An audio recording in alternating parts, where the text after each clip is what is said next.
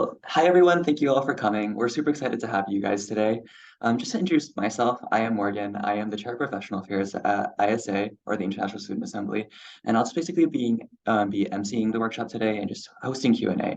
To give a little bit of background on the workshop, this workshop is hosted in parts of like a series of events for International Education Week.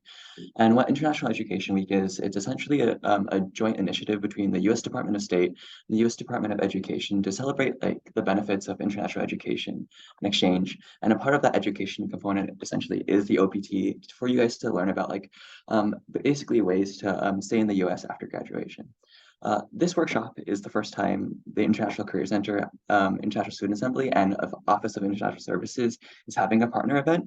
So that's a little bit exciting. But to introduce our speakers, for OIS, we have Heidi and Sharon. Both of them are senior international student advisors. And then for the International Career Center, we have Ariadne, otherwise known as Addie. She is the Associate Director for International Student Career Engagement, while Sai is a graduate intern at the Career Center. To give a brief overview of the workshop, we received a lot of your questions in the pre-screening for the actual sign up for the workshop. So we'll be going over a lot of the burning questions you guys had in the actual presentation itself. Some of the more salient parts of the presentation is number one, a brief overview of what OPT is, basically explaining like what it is, how it works like legally, and then the timeline for how to apply for OPT and the application process. Then we'll go over successful cases of USC grads who have been able to do OPT, and then we'll also like basically conclude with resources for job searching, professional development, and different career paths. And then we'll be hosting Q&A for any more niche questions regarding your specific situations. Please leave questions till the end when a Q&A actually opens up for that specific Q&A section. And without further ado, you guys can take it away. Thank you. Okay, thank you so much for the amazing introduction, Morgan. Now, as he mentioned before, we do ask you to please save all your questions until after the presentation during the Q&A session. So again, that will be opened up specifically afterwards, and we'll give you guys the floor to ask. So let's go ahead and begin. Okay, so before beginning the OPT process, for a lot of international students, it is important to understand the basics of OPT. So what exactly is OPT? So it's post-completion OPT is a type of postgraduate work authorization for all F1 students. So that does include STEM degree graduates as well who are completing a degree program in the United States. So whether you are a STEM degree or not, that does mean you would still apply for that first year of OPT before you even think about extension, STEM extension in the future. Now, USCIS does approve this type of application and can authorize up to 12 months for this employment benefit, and only eligible students can apply.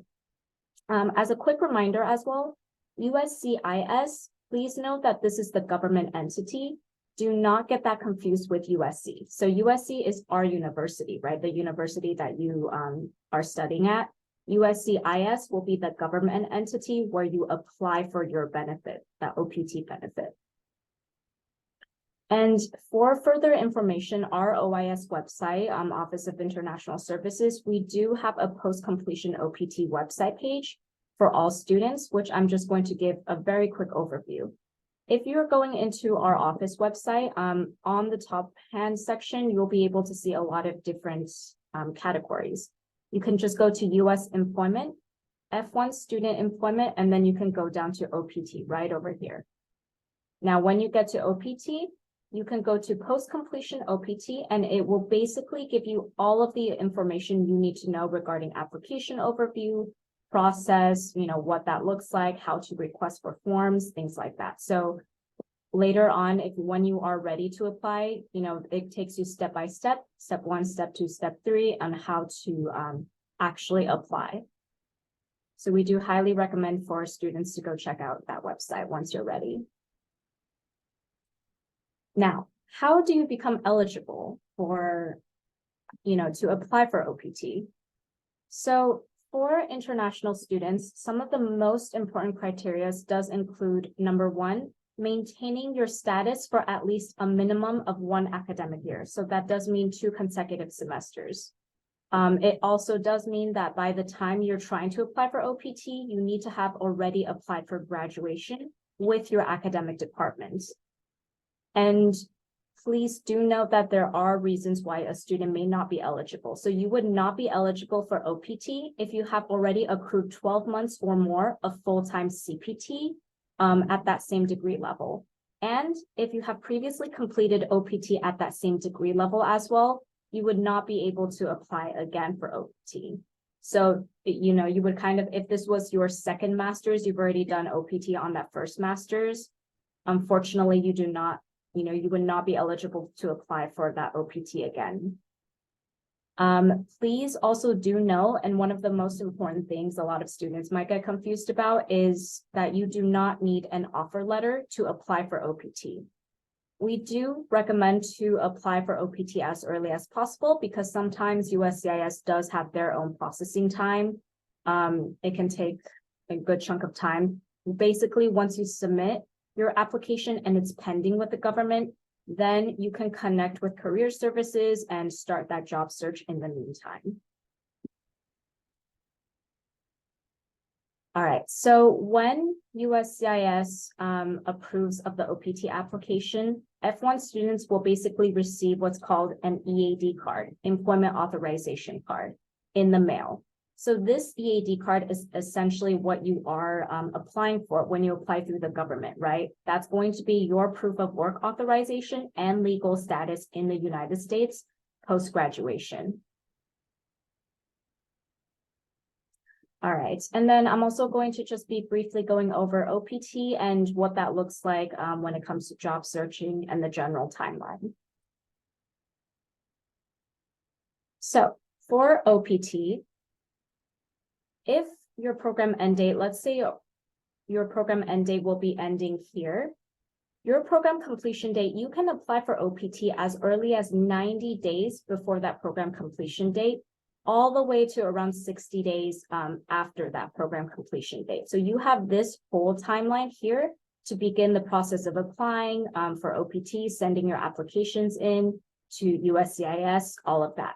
Make sure that you do not apply earlier or later than this timeline because your application will get denied. So do keep in mind, that's why we also say make sure you apply for graduation and make sure you know when your program completion date is, so you can kind of take that in mind. Now for OPT application, again, as mentioned before, it does not require a job offer at the time of application. So whenever you are applying during this timeline, you do not need to have a job already. Now, USCIS processing time can take, you know, around 3 to 4 months. Sometimes they do apply faster. Sometimes they do take that full, you know, time period. Unfortunately, we really just never know. It is with government processing. So that is why we recommend students to apply as early as possible, just to kind of secure your start day and things like that. Now, after you submit your application to USCIS, students can then begin looking for a job for, you know, any eligible jobs. Once your OPT is approved, students will basically have 90 days of unemployment time.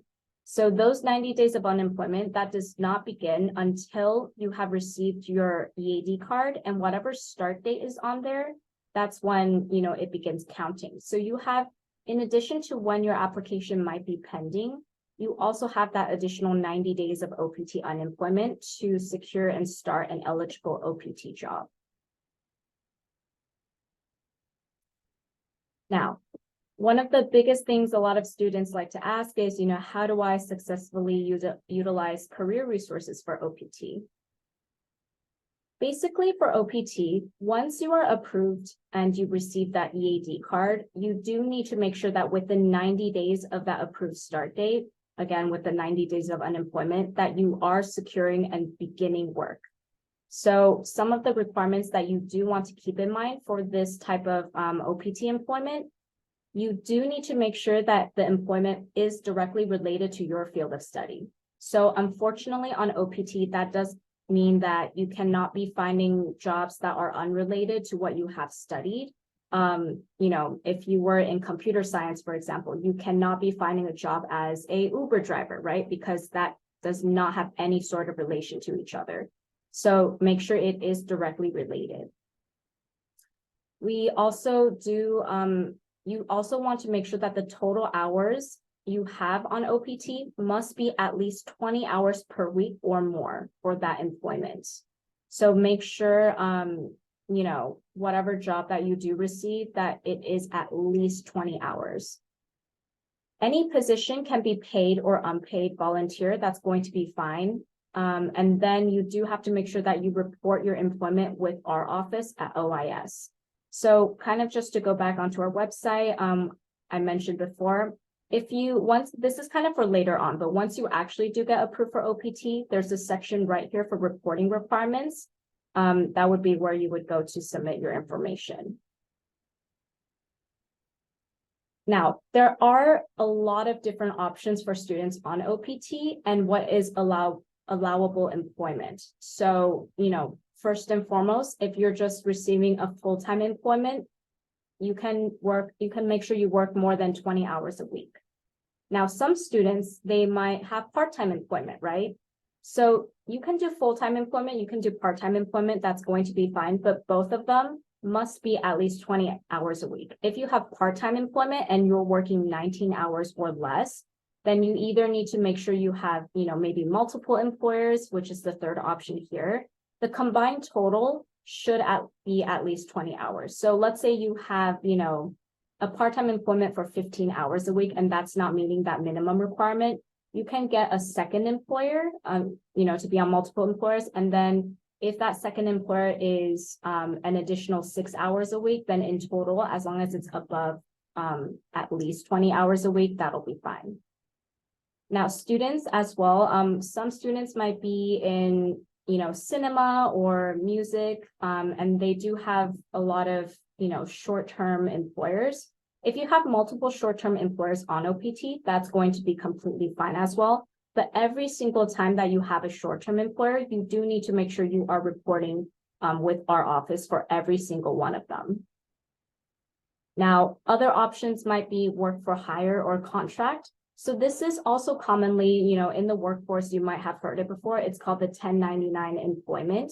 And this is basically a specific contractual agreement rather than an employment relationship like a full-time employment. So this does mean the individual is performing a service. If you do get hired and you are, you know, under a individual contractor, you are with a 1099, that's also okay for OPT. Another great option is self-employment. So students, if you are, you know, looking into becoming self-employed, you want to start your own business, that's completely fine as well. But you do want to make sure that you have proper business licenses to be able to engage in that sort of activity, and make sure that your business license and the actual business itself is related to your degree program. So when it comes to self-employment, because, you know, a lot of the licenses you do have to be approved by Department of Homeland Security, make sure that you seek we usually tell students to seek out an immigration lawyer or immigration attorney just to get that consultation, just so you know what exact documents you need to have in order to properly file for everything. Now, another option would be if you have employment through a staffing agency or consulting firm. So, you know, a third-party agency, that's fine too. And then last but not least, you can be on unpaid or volunteer jobs or internship. So if it's going to be on a volunteer basis or if it's an unpaid internship, that's fine. But you do just want to make sure with your company that it does not violate any US labor laws for that reason. So make sure you check with the company's human resources office for any restrictions that they may have. But again, on OPT, it can be paid or unpaid. Thank you, Sharon. So I will take over from here. So I wanted to talk a little bit about the timeline to start applying for jobs. So as Sharon said, you know, you can get OPT without having a job offer. However, if you are hoping to have a job offer right after you graduate, you are going to want to start looking far before the time that you apply for OPT. So typically the recruiting timeline for most employers is the beginning of the academic year, so the fall around September, October, November. So you're really going to be starting to look for jobs basically, you know, the beginning of your last year. If you're in your final year of school, if you're looking for something after you graduate. So, but, you know, definitely start doing your research and exploring companies and job titles and have a sense of kind of where you want to look as early as possible. You can start planning your career path now, you know, at the latest, I would say 1 year before graduation, but really, you know, as you all hopefully know, if you've met with me or any other advisors, is you should, you know, start your career planning as early as possible. For undergraduate students, we do recommend for the full-time after graduation jobs, begin searching around the end of your third year, you know, officially for the jobs after you graduate. And for graduate students, it'll be the end of your first year. If you're looking for an on-campus job, though, which are, they're typically part-time during the academic year, but can be full-time in the summer, you'll be looking prior to the start of the semester, and you can actually get on-campus jobs as early as your first year in your program. The restriction for international students is that you have to have been in a valid F1 status for at least one academic year before you can work off campus. So that's why, you know, you don't have the option to work off campus until after that first year in the summer or the following years, but you can work on campus at any time. And for internships, so it's a little different. If you're looking for internships, obviously you don't have to wait until your final year of school. For undergrads, we recommend waiting until your second year, again, because you still have to fulfill that requirement of having been in F1 status for one academic year. And also, you know, most employers don't generally consider interns. They don't consider hiring interns who are freshmen or sophomores, just because they are looking for candidates who have a clearer sense of direction of what they want in their careers. They have a stronger academic foundation, and also, you know, most employers want to hire interns because they're looking to hire someone full time. And so that timeline works very well for them, because they get to, you know, try out an intern for like a summer, kind of shortly before they graduate. And then that internship can hopefully transition into a full-time job offer. For graduate students, it's the same situation. End of your first year, you can begin applying for internships. However, you know, keeping in mind the timeline, you know, of the fall, when most employers start posting their jobs and internships, you can apply in the fall, but just with a caveat that you won't be able to start working until the summer if it is your first year. And some master programs at USC actually may allow you to apply for CPT earlier. And that's a handful of programs like Annenberg Global Communication, Marshall Global Supply Chain Management, Cinematic Arts Peter Stark Program, Price's Urban Planning Program, Public Administration and Health Administration Programs, Dornsife Applied Behavioral Analysis, Applied Psychology, and Keck Physical Therapy, Dworak Peck Social Work, Viterbi Keck's Wireless Health Technology, and then Marshall's Business Analytics Programs. Those are the exceptions to the 1 year F1 status requirement for CPT, but everyone else has to wait the 1 year. But yeah, so according to this timeline, as I said, so you'll start searching, I would say at the latest September, and then you can start applying for jobs October and November. Some may have openings as early as September. And then the latest recommended date to apply would be March, because by April and May, you'll want to have secured a job or internship for the summer. And then according to the timeline Sharon shared, you'll have to start working within 90 days from your EAD start date. So then, all right, so I wanted to share some tips for how to use some resources at the Career Center for professional development and career exploration. So we have a lot of workshops and events at the Career Center. And Sai, would you be able to share some of these links in the chat for everybody?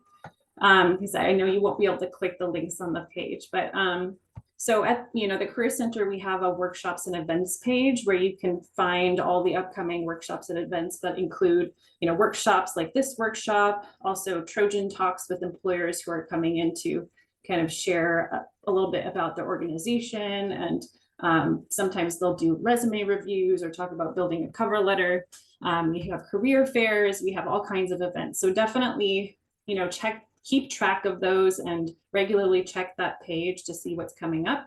But you can also sign up for the Career Center newsletter because we'll be sharing any upcoming events and workshops via that newsletter as well. So you'll be receiving that on a weekly basis with information about what's coming up. We also have a communication workshop series that we have been hosting in partnership with Stacy Geck, the professor from Marshall. So the first 2 workshops already happened this semester, but they were on networking with your peers and building rapport with faculty. And then in the spring, we have 2 more workshops, one on communicating your value to employers. That's going to be January 31st, and one on establishing your executive presence, and that'll be March 4th. We just settled those dates, but it's a really great series, and Stacy Geck is a really fantastic presenter, so I highly recommend that you attend those. It's in person only, so don't miss your chance to be part of those workshops. We also have opportunities to engage directly with employers at the Career Center through events, as I mentioned, like the career fair. We have multiple career fairs in the fall. We have one big one, a general career fair, and we have one for international students that's virtual. And then in the spring, we have 2 career fairs. And then there's going to be another career fair in partnership with the International Career Collective. So that's going to be a multi-institution career fair for international students in February. So a lot of options there. And then Trojan Talks, I already mentioned. And then on-campus recruiting is when employers come to the Career Center to interview for the open positions that they're hiring for. So if you search in Connect SC for jobs, you can actually filter for on-campus recruiting and see which employers are going to be interviewing at the Career Center for those open positions. So that's a really cool opportunity to be able to interview in person rather than virtually for some of these opportunities.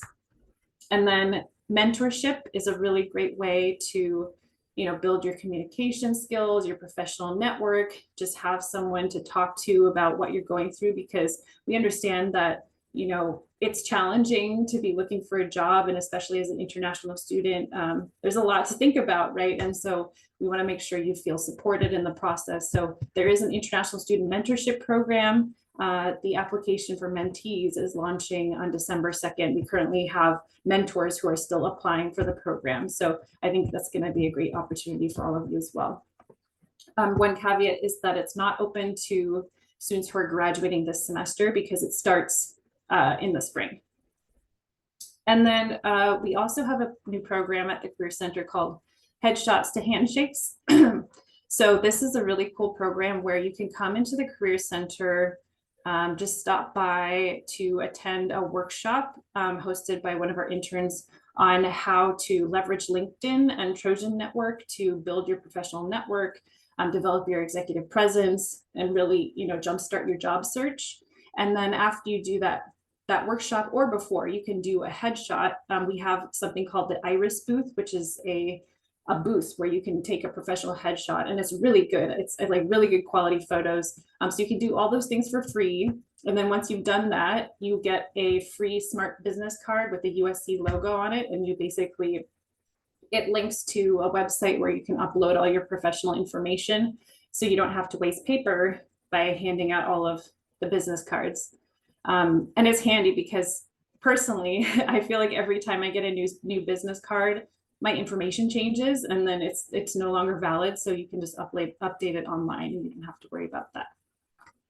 And then some additional resources. So the Career Center also has some pages on our website dedicated to international students, where you can find all kinds of resources to help you in your job search, find information about upcoming events, the International Student Mentorship Program, and whatever else you could be looking for. There's even something about CPT and OPT on those pages, so definitely check those out.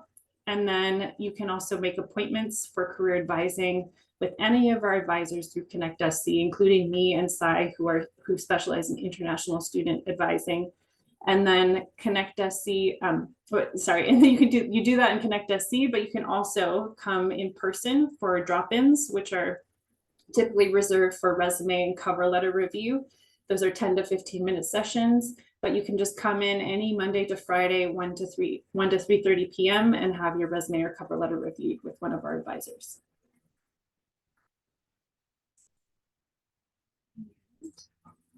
All right, so there was a question from someone in the registration about, well, a few people were actually asking about resources for entrepreneurship and self-employment. So I just wanted to share a few things on that now. Yeah, so the Career Center does have some workshops on various topics related to entrepreneurship and business development. We've done workshops on business planning, funding options, legal considerations, and we also have, when we do our Investigate Industries series, we have ones on business and entrepreneurship, and we also bring in alumni often in panels to talk about it. So a lot of options around that. Of course, in advising, you can also ask questions about entrepreneurship if you come, if you make an appointment. You can even ask during drop-ins, but they might direct you to make an appointment for a longer session. But you can explore career options related to entrepreneurship that way. And also, we always recommend networking as a strategy, especially if you're wanting to, start your own business. You'll hear a lot of successful entrepreneurs say that, the reason they're successful is because they found the right team to help them. And so you want to always be networking and talking to people who share your interests and meeting employers and learning about industries and finding gaps so that you really have a strong foundation to start your business. And you can also network with alumni.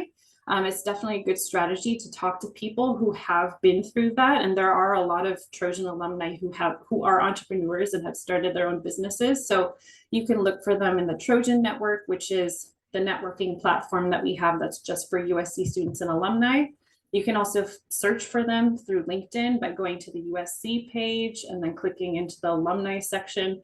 From there, you are able to search by job title, by major, by where they live. And so that can be really helpful too. And then also, again, the mentorship program, you can connect with alumni that way. You can learn from people who have been through what you're wanting to go through as well. We also have, support at USC, but also state, on the state level and the national level for entrepreneurs. So USC actually has an incubator called the USC Marshall/Grief Incubator, which is, it supports USC entrepreneurs through entrepreneurial experiential education, mentorship, community, and access to legal and financial resources. This is the website. It's startusc.com. And there are also, assistance programs, incubator and, state assistance programs for startups like the State Small Business Credit Initiative Technical Assistance Program from California. There's also the iHub2 Inclusive Innovation Hub. That's another California, kind of incubator support program. And then there's state and federal loans and grants. So definitely do your research on, what opportunities are out there and what you're eligible for, just so that you know what resources will be there for you once you get started.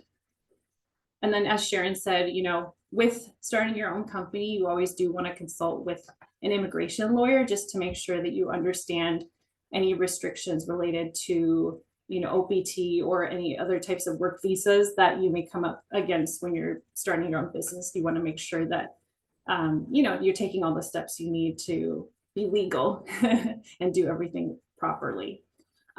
Academic wise, we also have some support at USC just in terms of training for prospective entrepreneurs, like Marshall. I'm sure a lot of you are aware USC Marshall School of Business has a lot of programs around entrepreneurship. and starting businesses. And then they also, partner with the Lloyd Reef Center for Entrepreneurial Studies for that incubator. But you can also, connect with the Lloyd Reef Center to learn more about resources around entrepreneurship.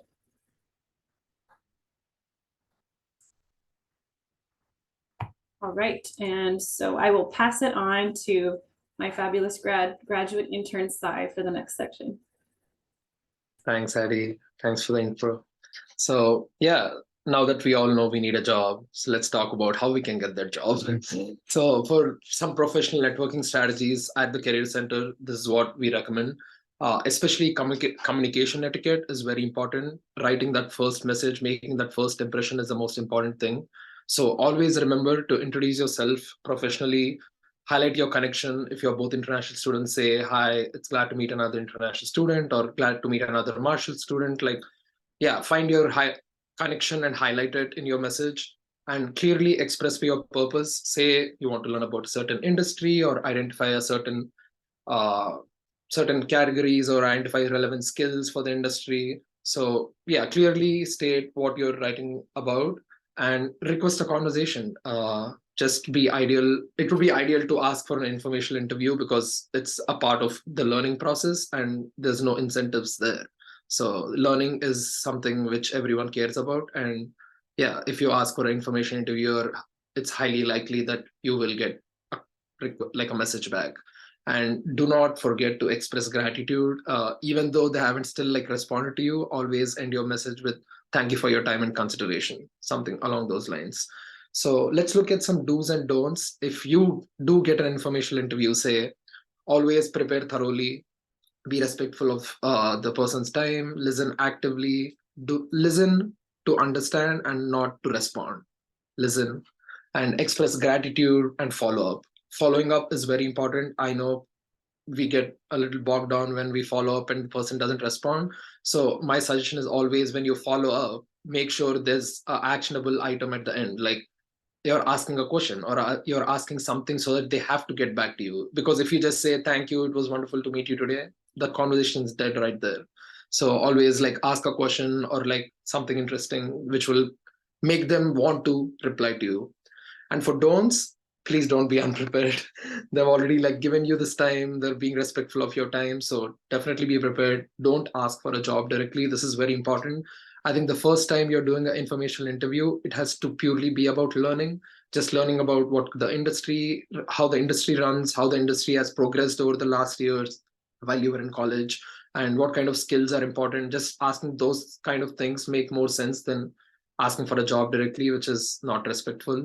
And don't make this about you. Informational interview is all about the other person because you're trying to learn from this person. So do not make it about you. Don't overstay your welcome. If it's only 30 minutes, be kind. At the end of 30 minutes, just say, thank you so much for your time. This was great, helpful, and leave. Do not overstay your welcome.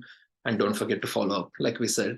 And yeah, please do the Headshots to Handshakes program. It's a wonderful opportunity for you guys to just get into LinkedIn, get into Trojan Network, set up those profiles, get a cool business card, and also have a good, nice little headshot for your LinkedIn profile and all the other professional spaces. So yeah, definitely try it out. So yeah, these are some platforms we curated, especially very important resources for all the international students. So the first one's InterStride. This is a platform where you can just find a lot of information about which kind of companies and organizations have been hiring international students. And yeah, it's a great platform. We can filter it by top 1,000 H1B sponsored companies, top 500 people who sponsored last year. And you can also see how many petitions they've made, how many people they've hired. So it's, yeah, just definitely check it out. And yeah, you can, when you say apply on InterStride, it directly takes you to Handshake, to the application. So it's got a good streamlining as well. So you can just go to Handshake and apply to the job right there if you feel like. And the Department of Labor disclosure files are the Department of Labor has made it public, and you can see which companies have been petitioning to hire international students. And yeah, it's a long, it's a very big database, but just if you want to understand who's hiring and what kind of jobs have international people been getting, you can definitely check it out. And as for F1 Hire, this is basically a Chrome or a Edge extension. So you just like have to download the extension, and then like once you go on it, you can update a job strategy. You can write about all the things you're looking for, and you can directly see. Actually, I want to show. Can I share my screen for a second? Oh, someone else is sharing. Okay. Yeah, I just wanted to show how F1 Hire looks generally, but it's just like a dashboard where you can see right on the job. It works with LinkedIn, Handshake, Glassdoor, and a couple of other platforms. And you can see directly if this job or company has sponsored before, or are they interested in hiring international. So it's a very good platform. Please check it out. And the international students page, like we spoke about, the affinity page, it has everything for international students from the moment you come to the US, you're in college, until like you get a job. There's the entire process available there. So please take a look at that as well.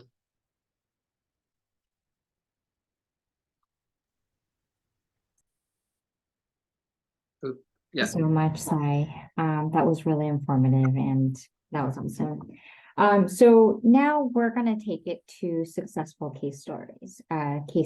And so we're going to look into the different types of allowable OPT employment and what kind of resources those students use to get to that position. Okay, so I think Addie, you have the control, right? Would you be able to go to the next slide?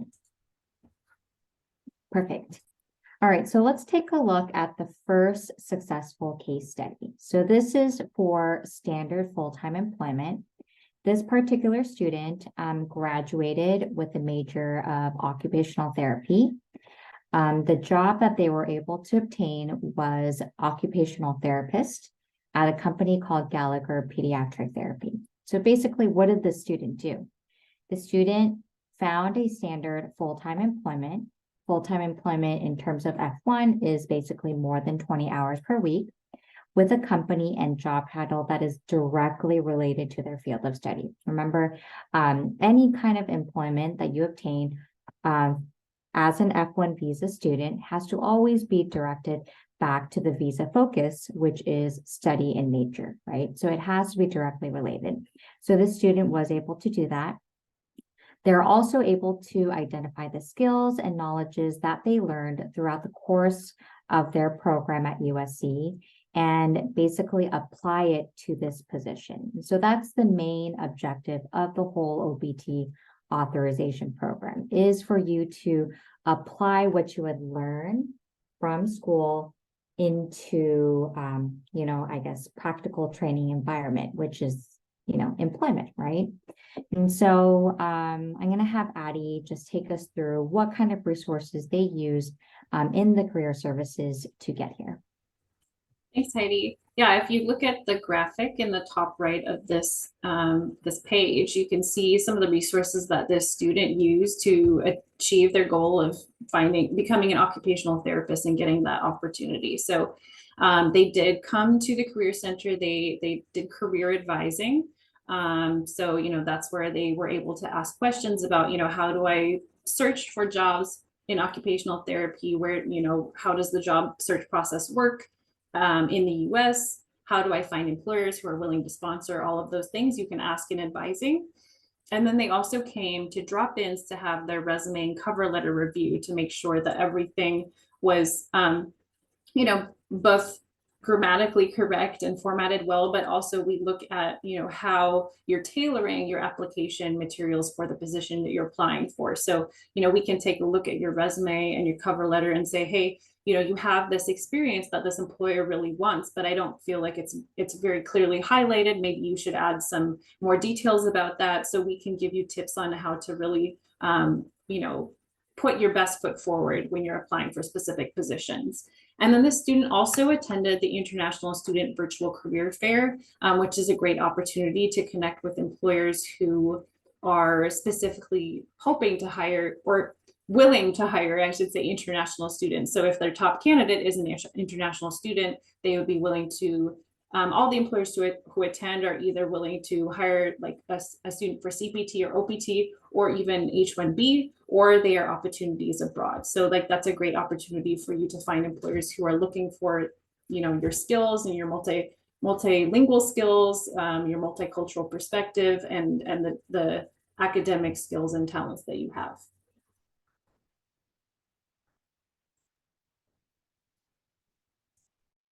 All right, so let's go on to our next case study or successful case study. This one focuses on self-employment. And so this particular student graduated with a major of screen scoring. The job title that they were able to secure was self-employed musician. And then they established their own company. So what the student did was they were able to establish their own business and be self-employed. Basically, the student was able to provide or prove to Department of Homeland Security that they have proper business licenses and that they are actively engaging in a business related to their field of study. And so this student, just to make sure that they have all the proper business licenses, they consulted with a lawyer to make sure all proper business licenses were obtained. So this is a great option for musicians out there or artists who, run their own business. This is kind of the step that we recommend students to take.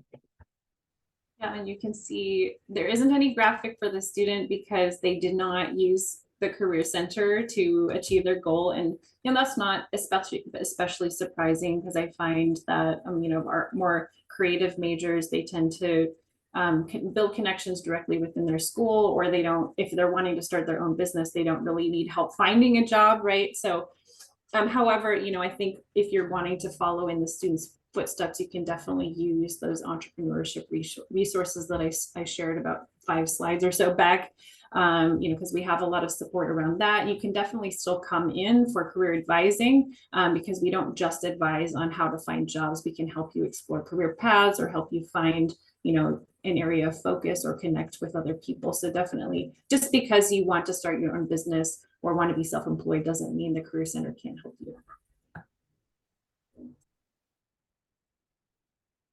So let's go to the next case. So the next successful case study was for independent contractor. So this student graduated with a computer science major, was able to snag a position as a system test engineer at Sonatus. And so basically the student received an offer as an independent contractor. This is commonly referred to as a 1099 employment, work for hire. Basically service based on contractual agreement rather than just standard full-time employment positions. And so this is something that is allowable during the initial OPT period or the post-completion OPT period. So yeah, if we look at this student, they've used a whole lot of services from the Career Center. They were a very active participant here. We can see that at fall and spring, they went to both the career fairs, the fall and the spring one. They also went to the grad schools fair. They went to the international students fair, where they must have met a lot of employers and made those connections. And mock interviews are a really good way to just help yourself prepare for the interview, put your best foot forward. And they also attended the networking event with alumni, which is very important because alumni really care about Trojans. So it's talking to them and maintaining that relationship with alumni is very important. And we can see that they've also gone to the DMG event, which is the diversity meet and greet. They've also been to Trojan Talks. They've done the virtual employer resume review. So yeah, they really got the bang for their buck. So yeah, they came here, they did all the things they liked with the Career Center. So yeah, please come down and give us a chance.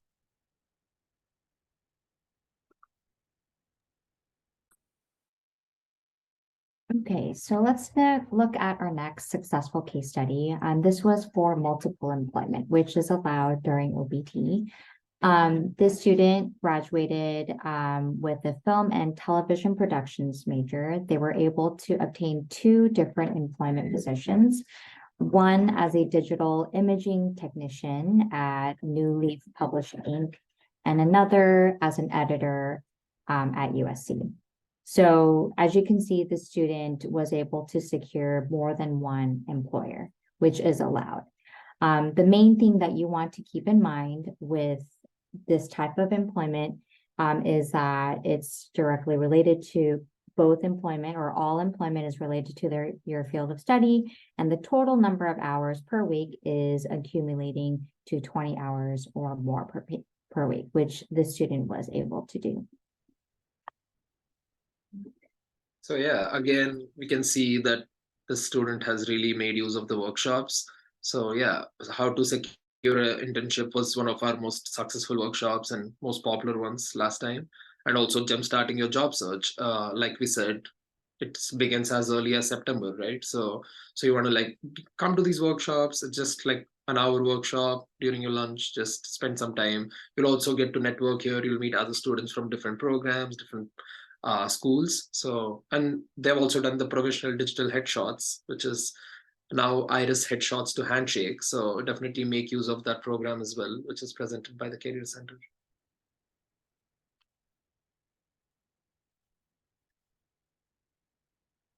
So let's go back to the other case study. I think it was case study number 5. Oh, sorry, I Perfect. skipped Right, it. thank you. No worries.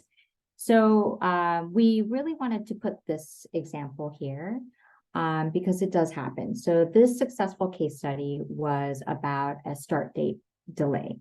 So this student graduated with a computer science major, was able to secure a job at Amazon as a software development engineer.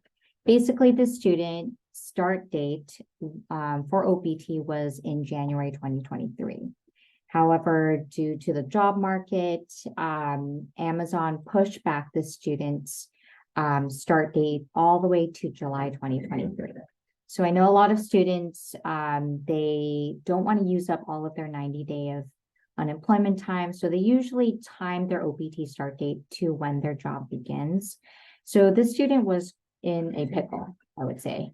And the biggest concern for this student was, okay, well, if my start date is in January and my start date for Amazon has been pushed back to July, I don't want to use up my, overuse my unemployment days for 90 days.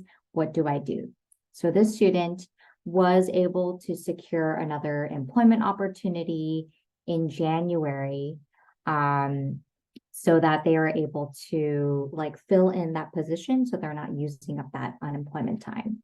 So this is a really great option for those students who are, adapting to the unpredictable job market. So as long as that position that you obtain is directly related to your field of study, at least 20 hours per week, it can be unpaid or volunteer positions. So we have a lot of students who do that to kind of work their way through this kind of tricky situation so that they are not, violating their status somehow, right? And so we wanted to bring this example just to put this on your radar so you're not, so surprised and shocked if this does come up, right? And so we definitely don't want this to come up, but this is a really great solution. Thanks for Yeah. sharing that.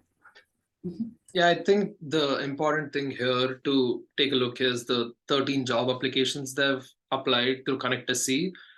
Definitely make use of Connect SC and all the jobs on there because employers know USC students meet in a certain standard and reputation. So if you're going from there, you're already in a smaller lot than from all the other universities. So they know what they're looking for. They know who you are. So yeah, definitely make use of Connect SC for job applications, for entry-level, full-time internships, all the different filters you can use while applying to jobs. And looks like they've also done drop-in advising. They did a Trojan talk, trying to find out more about employers and what their values, goals, and organizational things are. And they've also been to the fall career fair. So yeah, definitely career fairs, Trojan talks help. Yeah.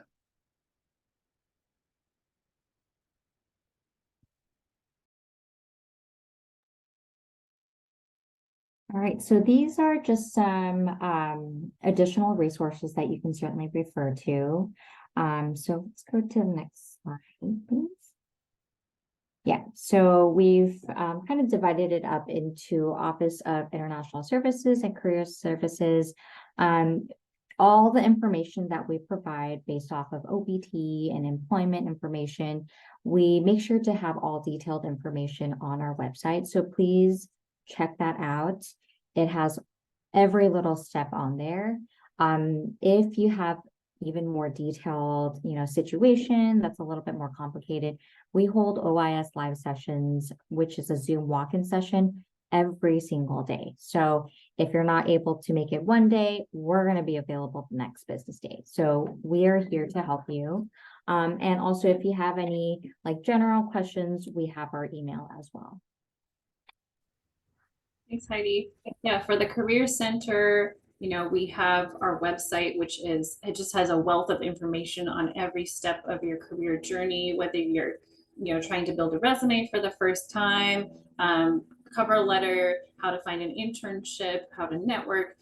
Really everything you could want to know is on our website, and everything is for everyone. We do also have international student focused pages, but that doesn't mean that you can't use the resources on other parts of our website. It just means you have additional resources that are just for you. Just like Sai and I are just for you, but it doesn't mean you can't see any of our other advisors. We just are extra supported just for you. And then our contact email at the Career Center is careers@usc.edu. So if you have any questions, you can email us there. And then, you will be referred to the appropriate person depending on your question. And then, as I mentioned, we have drop-in advising every Monday to Friday, 1 to 3:30 p.m., which, where you can come in for a 10 to 15-minute resume or cover letter review or ask a quick career question.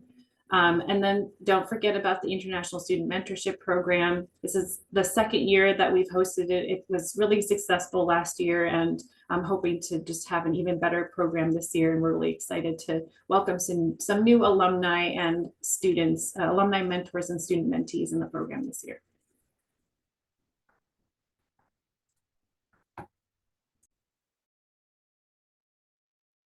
So we'll probably be moving on to the Q&A section, and we'll open up Q&A to all the attendees, whoever wants to ask questions about their own niche situations. But to get started, I'll try and do more general questions that people have asked through the pre-screening. So one would be, when applying for a any position with the intention of OPT, should I declare whether I'm going to require sponsorship or not? And then how might that change whether it's an internship or a full-time position? That's a great question. Thanks for sharing that, Morgan. I will go ahead and answer that just because this is something that has come up a lot for me recently. And I've also heard different answers to this question, but I will share from my experience of having talked to employers and trying to understand their perspective when they ask that question and what they're looking for. And also having talked to OIS and heard about different student cases and of how that gets handled. I will say that if you are an F1 student or J1 student, you should always answer yes. Usually the question is asked as, do I now or will I in the future require employment visa sponsorship? And I say that you should always say yes. And the reason for that is because when talking to employers and trying to understand, what do you actually want to know when you're asking this question? Honestly, that question is sort of like a placeholder for what they really want to know, which is, are you an F1 student or a J1 student? Are you a US citizen or not, basically? And the reason they want to know that is mostly just because they need to understand when they're hiring candidates, what the process is going to look like. And for employers who really aren't willing to sponsor or able to sponsor in the future, they may not consider your application if you select yes. And that's just because, employers for internships, right? They're looking, as I mentioned before, employers like to host interns because they want to develop talent for the long term. So internships are the #1 way that USC students find jobs after they graduate. And so you want to make sure that you're targeting companies that would be willing to hire you in the long term, because that means your goals and their goals align. And so that's really what these employers are looking for when they're asking this question, is to make sure either one, if they're not able to sponsor, unfortunately, they may reject you. But ultimately, that's better for you to be rejected earlier in the process than to go through the whole interview process and invest all this time and energy and application only to find that after everything, they're not willing to hire you or not able to hire you. And they may just reject you outright when they find out that you require sponsorship just because they can't. And so, it's a better use of everyone's time just to say yes to that question, even though I know it can be frustrating to be rejected, but, just focus on the ones who are willing to consider you. And then if there is an employer who you really want to work for and you're not sure if they will sponsor, the best strategy would just be try to reach out to the hiring manager directly or the HR directly and just let them know your situation. They would much rather hear from you, have you ask that question up front than just to find out after the fact that you answered it incorrectly and actually do require sponsorship. That sounds great. Also okay, here, perfect. I see the Q&A now. I'll ask, I think, 2 more questions, and then we'll move on to specific Q&A questions. But for the next question, can I change employers while on OPT? And then also, if I'm on STEM OPT, can I change industries within overall STEM? So I can take this one. So changing employment during OPT, that's the first question, right? So yeah, that's definitely okay. You just want to make sure that you are submitting the report over to OIS to document when you had changed and which employment you changed to.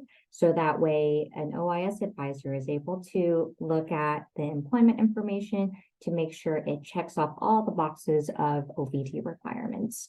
In terms of STEM changing industries, it really depends, right? What is the situation? Like, what is the job that you're changing to? Because you want to make sure you're careful because later on, you may want to apply for H-1B or green card later on, and USCIS will really, really take a deep look at all the employment information. So you want to make sure that if it's a huge industry shift, and it doesn't really quite meet the STEM OPT requirements or your F1 requirements, then it might be risky for you. So that's something that I'm not able to answer like directly. It really just depends.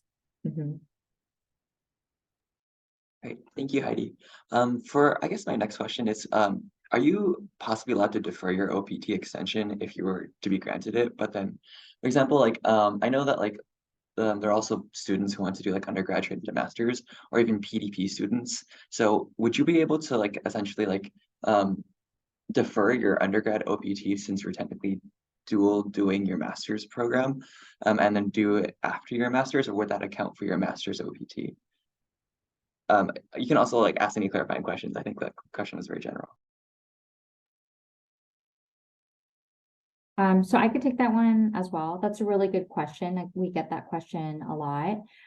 So OPT is a time-sensitive authorization, right? So it's considered post-completion OPT for a reason. It's a postgraduate work authorization. So there's a time to apply for it.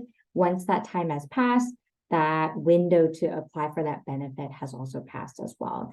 So unfortunately, you're not able to save that OPT time for later if you want to like, add on 2 different OPTs. Unfortunately, that's not possible. So that answers that. For PDP students, there is an option for students to take a leave of absence before beginning their master's level, program or finish with their master's degree, to take a leave of absence to do OPT before they move on to finish up with their master's. There is that possibility. We ask students to maybe join OIS Live to kind of, get detailed response on like the different steps for that, but it is possible. Great, thank you. And so I'll probably move into more specific questions, but one of our attendees asked, does a reduced course load semester count as one of the 2 consecutive semesters? And I believe, sorry, I think it's probably like in regards to like, as one of the constituents. Yeah, I can help with this question. So if a student takes a reduced course load, let's say, for example, whether it's for academic in the first semester, or if they have a medical reason, or if they're taking it in the final semester and they're a bit under enrolled, that's still going to count towards the consecutive semesters, as long as the reduced course load is actually approved by OIS. So that does mean for a student taking reduced course load, you do need to make sure that you're submitting the proper request with our office, get that approved, and then that semester would be considered an active semester. Thank you. So does the 90-day period after graduation start according to the EAD card start date? If the EAD is approved on the 59th day after completing the course, can I start counting from the 59th day? And then have that 90-day period after the 59th day to find the job? Be sure about what they mean by course, but just I think you could just simply think about the 90-day will only begin from the EAD card start date. So from that start date, you have 90 days to start and secure and start a job, right? And so yeah, that's kind of how you can think about it. If you let's say you are able to use that 90 days however you want. So if you're able to secure a job like by the 10th day or something like that, then you report it over to us, and then basically you bank that 80 days for later on if you want to use it. So you don't have to use all of the 90 days. You're able to kind of ration it out just so that you have yourself some cushion if things happen. As a follow-up to that, because I get this question a lot too, the 90 days is for 1 year. And so if you use it all up before you find the job, then if for whatever reason you lose your job, or you quit your job and you've already used up your 90 days, you won't have any left and you'll just have to go home or like find the same day like another type of work authorization or visa, which is very hard to do. But then I think in terms of their question, Heidi, I think I've gotten this one before where they ask about, because this you have 60 days after the end of your program to apply. So let's say they apply on day 60. What happens between day 60 and the EAD start date? Yeah, that's also a really good question and also a common question we get. As long as you are submitting your application within the application window, even on the 60th day, you're able to continue to stay legally in the United States until your OPT is officially approved. And so while your application is pending, you're legally able to stay here. And so you don't have to worry about that. One thing you want to keep in mind, even if it's a volunteer position, do not work until your EAD is approved and from that EAD start date.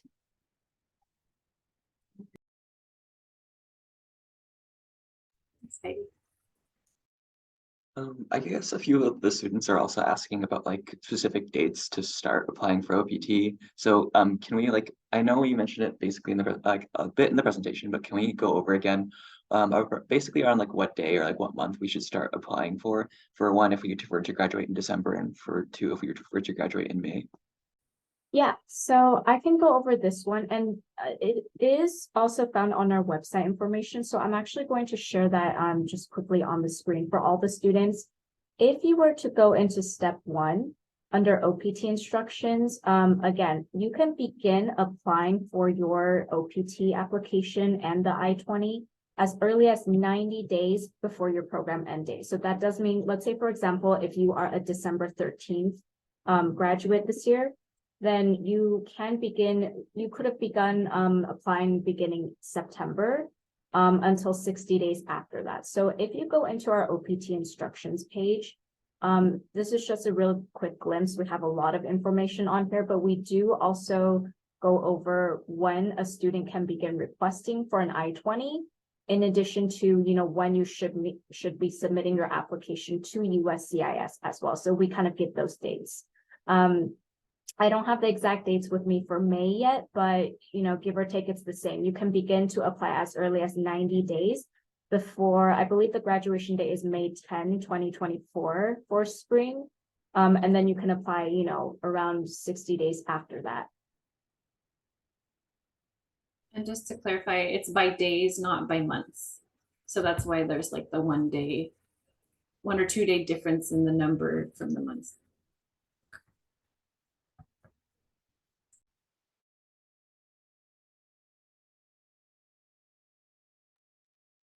So, one of the students also asked, I'm graduating and wants to change my career to design. They currently have a grad program in literature. Do they still have options for OPT, even though it's like it's technically not a part of their course of study? And then would applying for something like a book illustrator work, since the position would be more related to literature?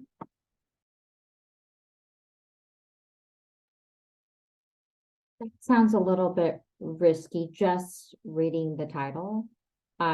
This is where you want to be careful, right? Because these things may come up in future visa applications. Like just by looking at the title, it's a bit tricky, right? And so this is where, like, for instance, a DHS officer may ask for more details about this position. How is it directly related to your literature program when you're an illustrator, right? And so if you have a position like this, then I would recommend you join OIS Live, maybe show us a copy of the job description and we can take a look at it together. But just right off the bat, it looks a little bit tricky from my point of view, which, you know, at the end of the day, it's, you know, you're going to be going through these challenges and we don't want that to happen, which is why we want students to be a lot more careful, especially nowadays, since it's considered post-pandemic. This is where DHS is becoming very, very strict on employment-based things. And so, so yeah, if you have any more questions, then just join OIS Live tomorrow and we'd be happy to look at it in more detail. Yeah, I've been getting this question a lot too. When students are really looking to pivot careers, honestly, the only option is really to like get another major or do another degree with that new career path. Because it's really important to differentiate between like industry and job function, just because like if you're a literature major and you find a job in, you know, a book related industry, but you know, in publishing or whatever, but your role as illustrator, you're still not matching function. And that's what the government looks at is the match of the job function, not the industry.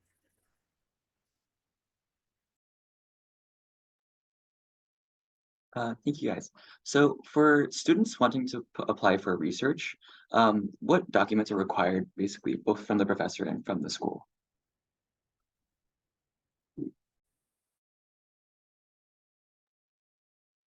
When you say research, do you mean they want to use that research position as OPT employment, right? I'm assuming. Yeah. So So- they would essentially be like a research assistant in probably like a lab, I'm assuming.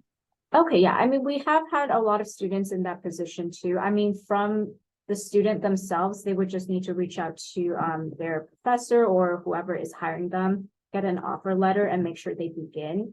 Our office does not require students to report their offer letters with us. That is usually the student's responsibility to make sure whatever job that they're receiving in that research assistant position is directly related to their major.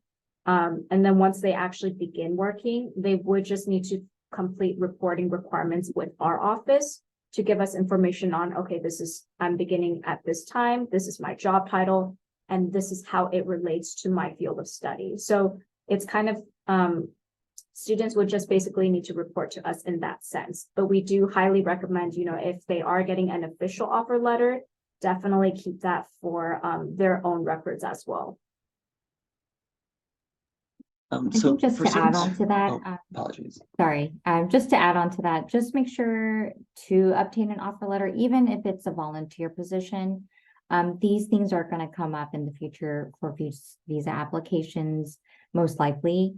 And so if you don't have documentation of that, it's really hard to go back and just ask a professor who's like, you know, met with hundreds of students, be like, oh, remember me, I volunteered for you that one summer, that one time. Can you create an offer letter? It's too hard. And so that's why we recommend students to get an offer letter for each position. Sorry, Morgan. No worries, sorry. I guess moving on to the next question. I also saw this like a bit in the pre-screening, but it relates to travel while you're on OPT. So this is like first starting off with remote work. So would you be able to work from a different country and then basically come back to the US like intermittently throughout your OPT? And for example, if you want to do vacation throughout your OPT, would you be able to leave the country and then return? Yeah, so I can take this one. If you're on OPT, the expectation is that this is a job opportunity that, is a benefit for F1 students with the intention of you gaining experience in the United States. So if a student is, let's say, planning to work abroad for 3 months, that is definitely highly not recommended, because at the end of the day, if you are and your travel record is visible to Customs and Border Protection officers, right? Government can see when, how much time you're traveling. So if you're trying to travel for that long of a time and then you come back, let's say 3 or 4 months later, and your record shows you've been out of the country for that long, questions might come up at port of entry. They might ask you, hey, it looks like you're on OPT, which is a benefit with the expectation to be in the United States to gain that experience. How are you, why were you out of the United States for so long? And that could cause a risk or pose a risk of students re-entering. If it's, going to be maybe 1 or 2 weeks and they're on vacation, maybe with the company, they applied for a few weeks off, and it's really just kind of a very quick travel situation, that is typically okay. But if it's going to be a longer than that, where they're, months on end are going to be actually working from abroad, that is not recommended.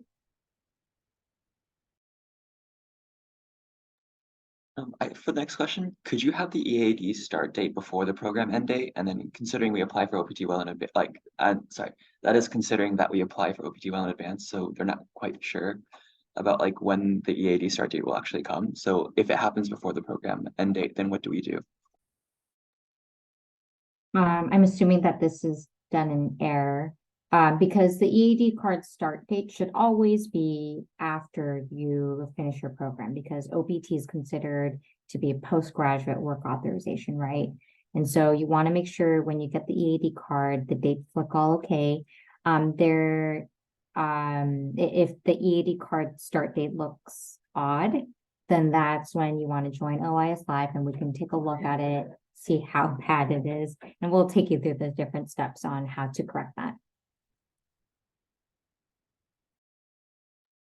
If I'm employed at the time when I apply for the OPT extension, but then end up losing the job for some unforeseen circumstances after the OPT extension is granted, does that eat into like the unemployment days, or like how does that work if you previously had unemployment but suddenly lost it? So for that question, can you repeat that one more time? So if they had employment and then they lost it, and then Yeah, so if you had That's employment while you're applying for the OPT extension and then it was granted, Mhm. but you lost it basically like Mhm. right before it was granted, then Mm. would that account towards your unemployment days? Right. So, I mean, if it's still in the pending period where you are submitting your application, and you have not been approved yet, the unemployment days do not begin counting. So if, let's say, you get a job while it's pending, and then unfortunately, if you lose that opportunity, or, the employment just doesn't go through, but you are still pending that OPT application, you have not been approved, and you have not received the EAD card, the unemployment days has not started yet, so it doesn't count towards anything.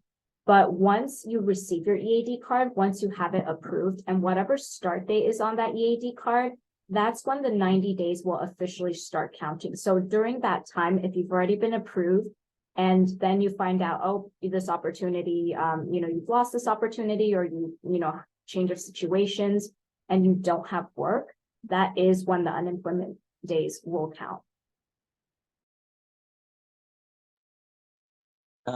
So the student basically graduated in May and didn't receive their OPT approval in September, and they're still yet to receive their EAD, and as a result, they can't work without the EAD card. So what happens to the months they've technically lost since they're currently in the unemployment period?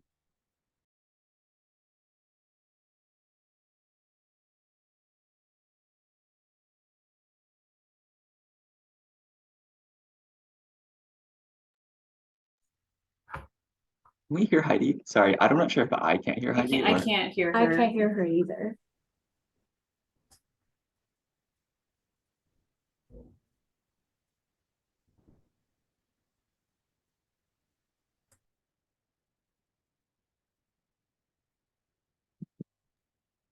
Oh, I think she's I think- letting know bad connection. No worries. I can take that question then. So let me just take a quick look. Can you just repeat that question for me one more time? Yeah, so it was essentially that like they graduated in May and didn't Mhm. receive OPT approval in September, so they're yet to receive their EAD card. So since they can't work Mhm. without the card, what happens to the months that they've already lost between May and September, since they're Mhm. currently in the unemployment period? Right. So, well, it depends, right? Because you mentioned if they haven't received OPT approval yet, then technically they're still in that pending status until they get approved and they get their EAD card. If they were actually already approved in, by USCIS, if in the system it says they are approved, but their EAD card is, somehow delayed or in the process of being made, things like that, that would be kind of a different situation where, okay, now that you're approved, but you are accruing those unemployment days until you get the EAD card. It's a little bit trickier. I would say for that student, definitely join OIS Live so we can actually pull up your record and go through what approvals or what receipts you actually received and kind of help you through that step by step. But if that student actually has not, even the OPT approval has not been received yet, they're still just pending. Then again, what I mentioned before, the 90 days of unemployment will not start counting if you're still in that pending period. So if you're pursuing a STEM PDP in Viterbi, will you be able to do OPT after your PDP as if you were pursuing a normal master's? So I think it's probably like asking like, given that like you finish your undergrad and your master's at the same time, could you only apply for the OPT for the master's portion and not your undergrad? So you are able to actually, if you're going through PDP and you do you finish your bachelor's and you're taking that little break and then you want to go onwards to master's, I believe the student is able to. It is a different situation though. So if they're in that situation and they're interested in OPT, join OIS Live so we can kind of give you the specific details regarding that. It's a bit more complicated because they have to take different steps than what a normal student would take if they were just finishing bachelor's, OPT, and then potentially go on to master's. It's too complicated to go over right now in this session though. So I would say join OIS Live for that specific scenario, and we'll be able to give you the answers and steps to take. I think this is going back to like the previous question we had asked before, but I was about like the EAD, and they ended up receiving approval in September, but they are in the transition period for it being waiting to be applied. So does that still count towards the unemployment days? Okay, I see. So they did receive approval in September. Unfortunately, yes. So if the EAD start date was in September, then the unemployment date has started counting. Technically speaking, and this is a very complicated answer, so I would say have the student join OIS Live. But technically speaking, immigration wise, they should be waiting for that physical EAD card to arrive, right? However, that also contradicts because they don't have the EAD card. Their unemployment days are starting. So depending, sometimes the companies, it really depends on how much risk the student wants to take, perhaps, with starting with maybe just their 797 receipt notice and seeing if the company will accept that. A lot of the times though, companies don't accept just the 797. That is a receipt notice for those that don't know. It's an official receipt notice where the USCIS will let you know, hey, it's approved, but your card is pending, something like that. The 7978 also has a specific section that will tell you this cannot be used for authorization purposes, or it's not a legal document until you get that EAD card. So it's kind of a trickier answer here because we don't want to say you can, but also, if you're in that situation, it's harder because it's dependent on when the government will ship the EAD card to you. For that student specifically, please do join OIS Live so we can kind of go into further detail for you though. The next question also asks, so for back to the travel question, are you allowed to travel while your OPT application is still pending?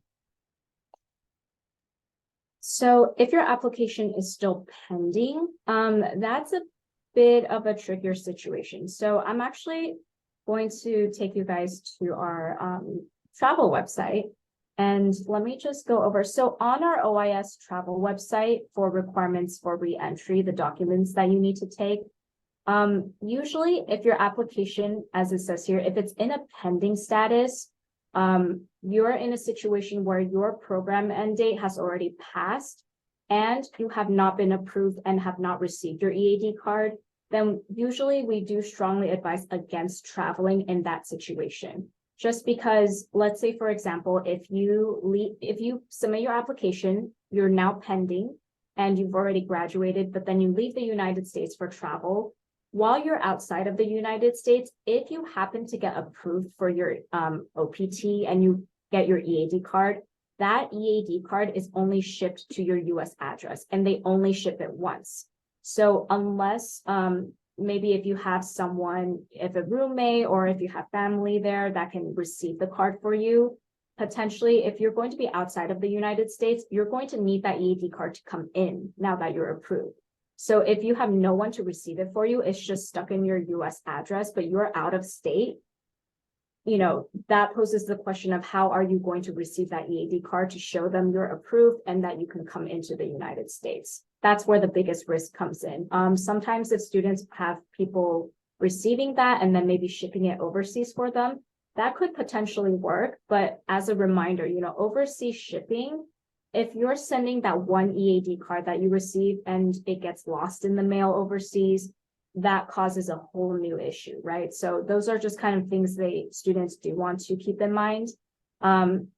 If you did want to travel in that situation, there are required documents that we do recommend you to apply for or to bring versus if you're on approved status. So if you can go onto our website to that travel section and just kind of review that information there. For the 3-year STEM OPT extension, is the 90-day total still applied over the 3 years or does it renew every year? So the 90 days of unemployment is for that first year of OPT. And then when you get the additional, if you apply for STEM extension, that's going to be an additional 2 years. So 90 days specifically is for that first year of OPT. If you apply for STEM extension for the extra 2 years and you get approved, then you get an additional 60 days on top of the 90 days you already had. That does mean though, if you, let's say you used up 30 days of the 90 days of unemployment, that means for the additional 60 days, it's, 150 days in total minus the 30 days you already used up. So whatever you used up still counts.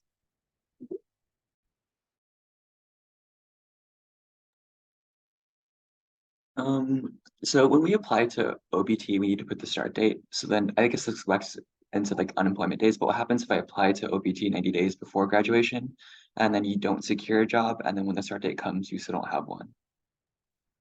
Yeah, so if you apply for OPT and it kind of depends on the start date you put, right? If you put a start date very early on and at that time, by that time you don't have the any employment, then basically the 90 days of unemployment will just start counting.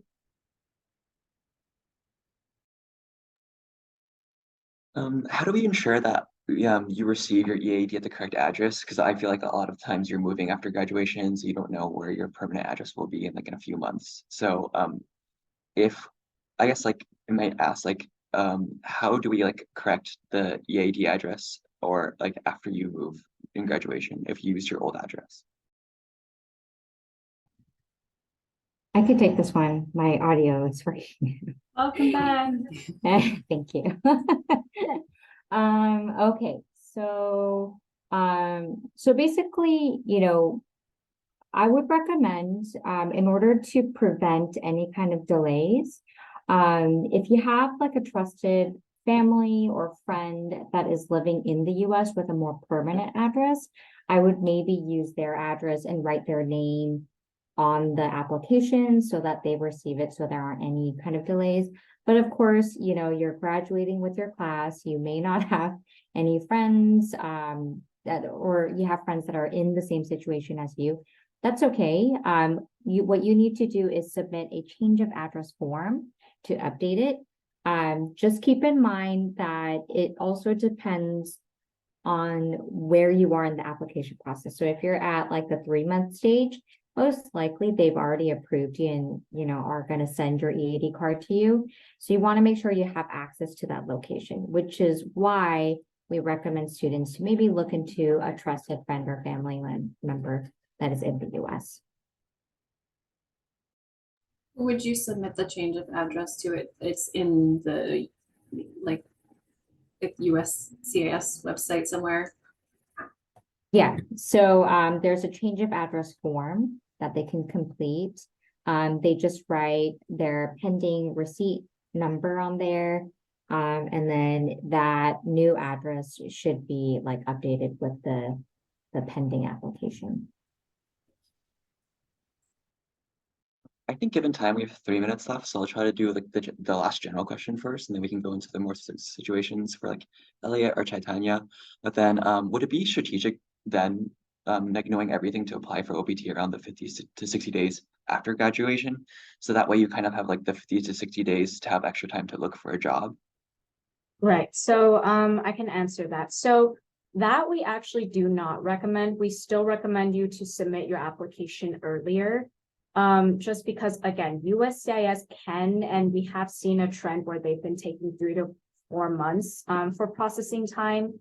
So, you know, if you were to apply early, and you can still set your start date as, you know, around maybe the 50, 60 day post-graduation, that's fine. You can request for that start date, but when you actually apply for it, we still recommend you to apply earlier. Half of that is also because for USCIS, they will only approve up to 14 months post-graduation. So that means let's say, for example, you submitted by the 50th or 60th day for your application, right? If USCIS, again, because they take maybe 3 to 4 months of processing time, most likely they're going to shift your start date back even further. However, they can only approve, and this is just for your end date, but they can approve only up to 14 months of that end date. So that means your start date will get shifted back, but your end date will still be kept the same at that 14-month mark. That does mean you could potentially lose out on that full 12 months. You could just have a shorter time period. So to avoid that, because a lot of students do want that full 12-month benefit instead of having it shortened or anything, we still recommend students to apply earlier so that you can secure that full time period and the start date that you want. Yeah, and from a career perspective, you definitely don't want to be in a position where, you know, you do actually get a job offer, you know, within 60 days after you graduate, but you still are waiting for that EAD card, and it may be another couple months. Not every employer will be willing to wait, and you don't want to miss out on the opportunity because of that. It's 3:30, so I'm not sure whether you guys still have time for any other questions. I would say for Chaitanya and Elliot's question, those are actually a bit more specific. So if anything, they can join OIS Live, where our advisors can actually go in further detail with them regarding their specific situation. And then I can just quickly answer Ivy's question. What happens if you apply for OPT on December? Well, I guess depends on your situation. If you're graduating in December and you're applying in December, I mean, that's still fine, because again, you still have the 60 days after your program end date to be applying. I'm assuming this means you're a December graduate.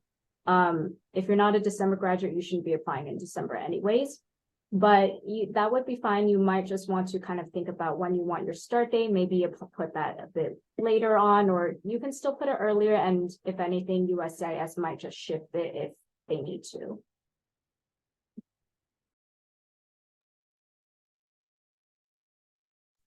I guess it's 3:31, so we should, like, out of respect for everyone's time, we should probably wrap it up. But I wanted to thank all the attendees who'd stayed. I know there's so much information and so many resources to have to go through. So thank you for, like, I guess just going through the duration of the workshop and listening. So all of our questions. Thank you. Those were really great questions, everybody. Thank you so much for attending this session. And thanks, Morgan, for being an amazing host, and Heidi and Sharon for your partnership and Sai. This has been awesome. Thank you so much. Thank you all. Thank you, everyone.